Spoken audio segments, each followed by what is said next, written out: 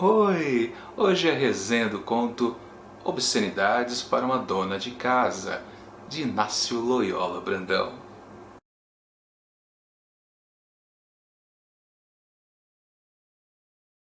Uma mulher, dona de casa, está preocupada com o horário, porque está chegando aquele momento em que, diariamente, o carteiro passa pela rua e deixa correspondências lá na portaria do prédio onde ela mora.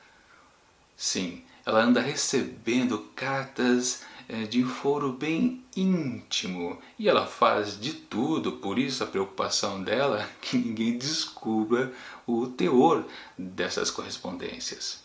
Então, quando chega esse horário, ela meio que vai sem querer lá para a portaria, recebe as cartas, fingindo que não está interessada nela, porque afinal de contas ela não quer nem que o porteiro descubra que possa haver algo de misterioso ali. Quanto menos bandeira ela der, melhor. Vai que isso chega no ouvido do seu marido.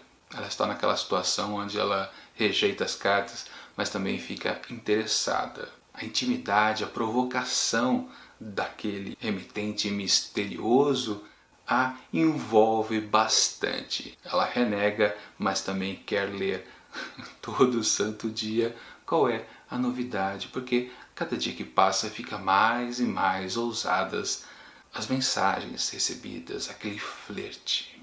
Mas eu paro por aqui porque senão estraga a experiência de quem ainda pretende ler este conto.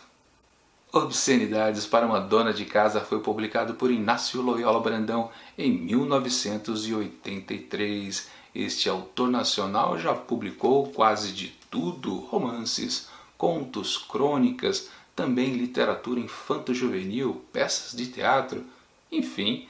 E uma coisa interessante é que ele diz que ainda está ativo, ele quer ser ativo. E de fato, se a gente for fazer uma retrospectiva aqui dos autores que já vimos aqui no projeto dos 100 melhores contos brasileiros do século, realmente é um dos poucos que ainda está trabalhando e produzindo até bastante. Mas o que importa agora é o conto de hoje, Obscenidades para uma Dona de Casa, que se comunica muito com o conto anterior, o último que vimos na semana passada, da Maria Amélia Mello, Flor de Cerrado.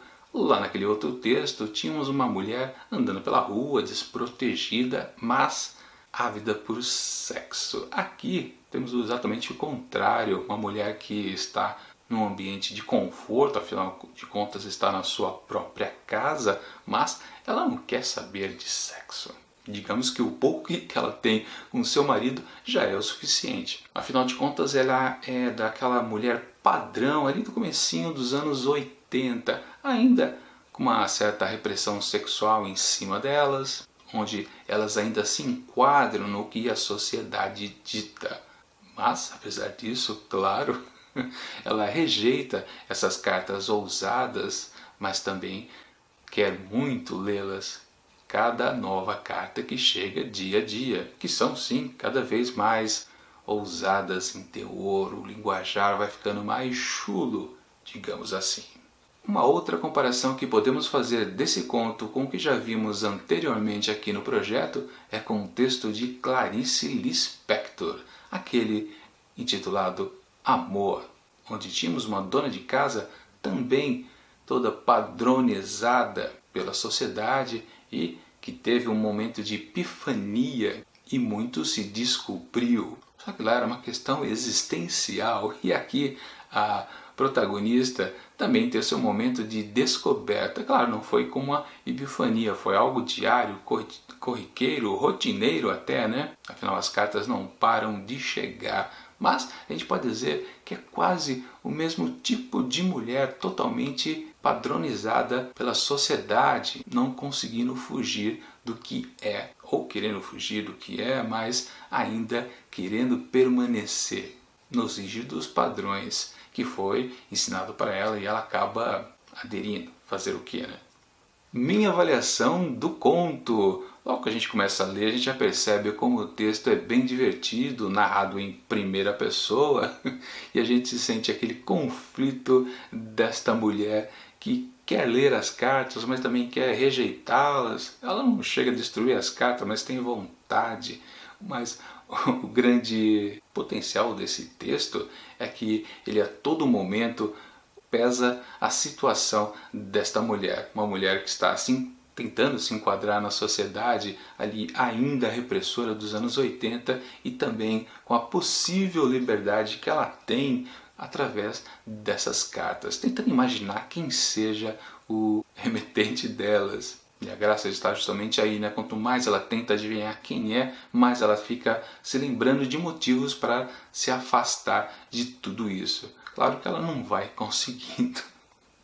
É curioso a gente pensar no texto como um pouquinho tendendo à literatura erótica, só que não, né? Na verdade são aquelas frases retiradas das cartas que ela já havia recebido dias antes.